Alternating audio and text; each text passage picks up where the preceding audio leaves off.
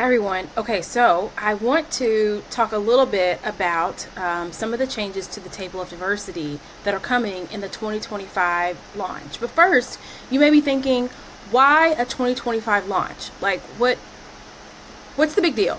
Well, it is a big deal. It's a very big deal, and I'll tell you why.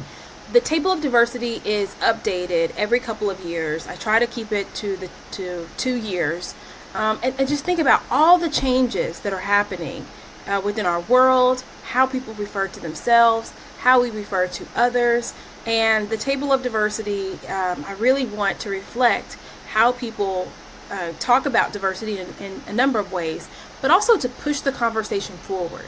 Because in some of the ways that we talk about and refer to different groups, it's outdated. So there are 3 key updates to the Table of Diversity 2025 version that I want to show you, update, unveil, all of those things on August the 20th at 10 a.m. So if you have not registered for the Table of Diversity launch party, you can go to tableofdiversity.com, scroll all the way to the bottom, and then you can see how to register for free. But what I want to kind of talk to you about today, and I'm not showing you, but I am showing you, there are 3 major updates, and they are covered on this version of the Table of Diversity. But I want to talk to you about just vaguely what these updates are.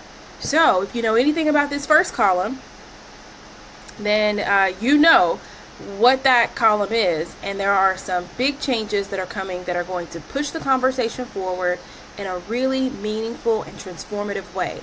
And I don't mean that lightly. It will transform how every single department operates, because when we think about diversity, we think about this particular column on the Table of Diversity. So if we're changing things here, it is going to change things in so many ways.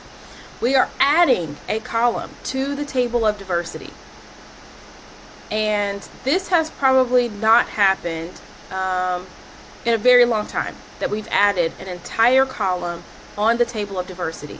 So really what that means is that there's a whole group of identities that we are adding to the Table of Diversity. And it's going to make sense when you see it. You're going to be like, well, of course we're going to add that, because why wouldn't we? It has such an impact on all the things that we do within our organization and within the world. So we're adding an entire column, and we've not done that in a really long time.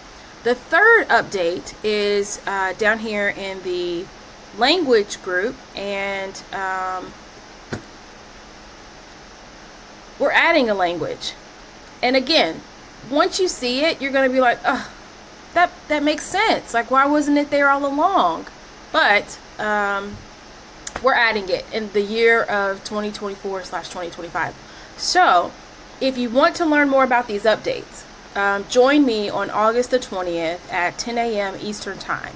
Not only am I going to talk about these updates, but I'm going to talk about how you can utilize the Table of Diversity within your organization. And we are doing a 10-year celebration, because the Table of Diversity turns 10 in 2025. And I'm pretty excited about it. I hope that you all are pretty excited about it. But this is a great way for us to celebrate, to come together, to re-energize, and to keep diversity, equity, and inclusion. Yes, all 3 of those: diversity, equity, SHRM, equity, and inclusion at the forefront for not only how we operate within our organizations, but within our communities and around the world. So join me on August the 20th at 10 a.m. You can go to the link in this comment to register, but also spread the word. And I'll see you then. Thanks, everyone. Bye.